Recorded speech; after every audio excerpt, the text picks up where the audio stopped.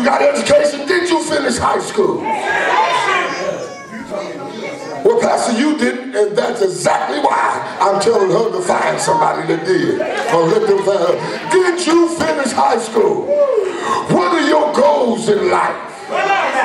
Well, baby, you know, baby, what I'm going to do, watch this, the oldest game of book. I'm going to be your lover, your mother, your father, your sister, your brother. I don't need all them. You don't need no doctor and all. You don't need him to be all that. What you need him to be is have a job. Let me know that when I turn the lights on, I'm going to get some illumination. Let me know when I go to the cabinet, there's going to be some food. Let me know that the phone bill is paid. You with a book and y'all can't even have text. You got to have one phone or the other, a landline or a cell phone. Loose here and let me go. Lord, I better stop. I'm sorry. Any praying women in here? I want all the praying women to make some noise. I know if you're a woman, you've been praying. You've had to pray about something because you've cried about a lot.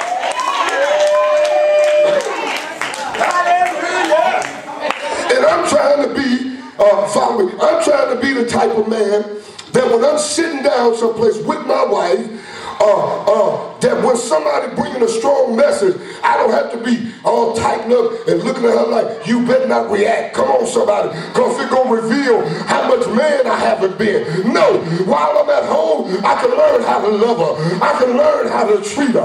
I can learn how to keep her. I can learn how to talk to her. I can learn how to touch her. I can't get no help because this month, this touch may be fine, but next month it may be too hard. I got to shift my game, baby. I can't get no help now. Oh, don't y'all make me go. I'm trying to be good. That's why a lot of y'all brothers couldn't get girlfriends. Y'all was buying them getting them little ugly girls. Y'all couldn't get no girlfriend. Because you didn't want to learn nothing. You wouldn't listen to them. Say amen, somebody. My wife will tell me, you know, she asked me something, and I'd get it for her, and she'd say something like, well, it was a week ago I asked for it, but I finally got it. So that means I had missed it. Oh, y'all don't like this here. We talking about this. Come on. Well, you keep on doing what you're doing. Y'all go ahead, brothers, but every time you see me, I plan on having a little cute thing on my arm. Y'all, I didn't know who this. I said, who's it? Ooh, she was. They thought I was flirting Sister Golden in the church, but I was talking about first. I said, who's that fine thing over there? Oh, in Sunday school, that's my wife. Say that. Y'all ain't saying nothing.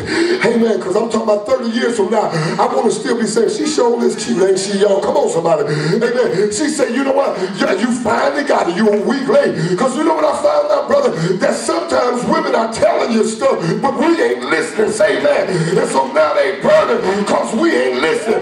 So they have to go talk to God because we're not listening. And you sitting there talking about, I'll kill her if she have another man. And you know what she'll say? Well, kill me, honey, because I'm about to leave you. Say amen. And these 21st century women are not taking what they took years ago, what grandmama took. Time I stand together, they will leave you behind. You will be in divorce court. National preacher, amen, that was in trouble. Amen. His wife put a private investigator.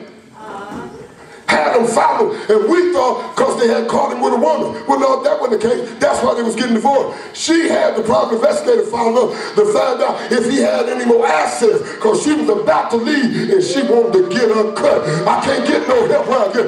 You sitting around here, woman, you ain't no real woman talking about, I don't want to bother him. If he gave you a baby, if he won't take care of your baby, if you can't get diapers, he won't come around on Christmas, take you down there and get child support.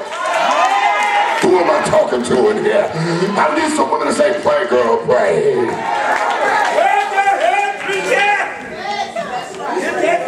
Don't y'all make me help y'all in here. You sitting around there and your baby crying because your baby, little Rerun don't even know who his daddy is because he don't see him but once a year. And he 3 blocks over with a whole family.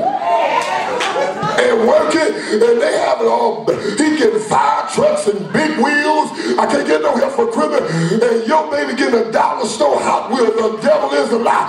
You better take his behind to the welfare, the farewell, and everybody else and say, mama got to get paid.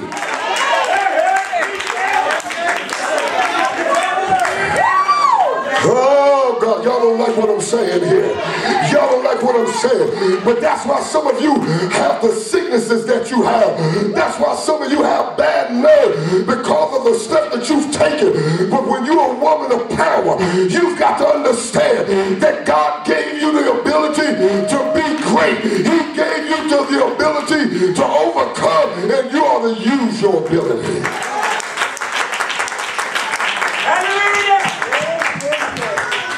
I don't care how he dressed up. A snake is a snake. Put a suit on him, he a snake.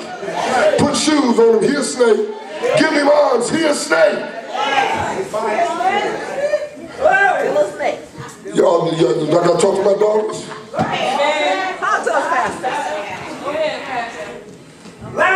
And you ain't supposed to try to rule your man and then call him a weakling. Say, man, I don't like no weak man. Well, won't you stop trying to rule him then? See, the thing that's wrong with people in church, you still trying to play games that they do in the world. Thank you. Like don't touch me games, and you can't do that with a man, especially if he ain't stable. Lord have mercy.